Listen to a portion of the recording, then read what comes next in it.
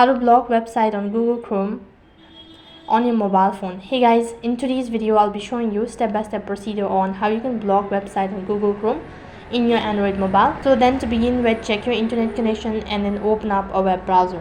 After you open up a web browser, on the web address bar tap on the three-dot icon, and after that go ahead and tap on settings.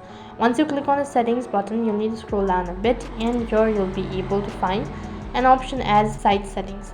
As soon as you've done that, you'll be able to see a multiple option. Once again, go ahead and tap on all sites.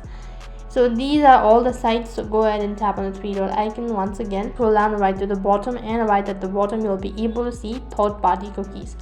So basically what you'll need to do is you need to go ahead and tap on block third-party cookies right over here, and after that you need to head back to the same page, and here you'll need to scroll down a bit, and you can see right on top there is a three-dot icon, and click on all sets. So from here you need to long press on the particular link, and you'll need to click on clear and reset. So click on clear and reset.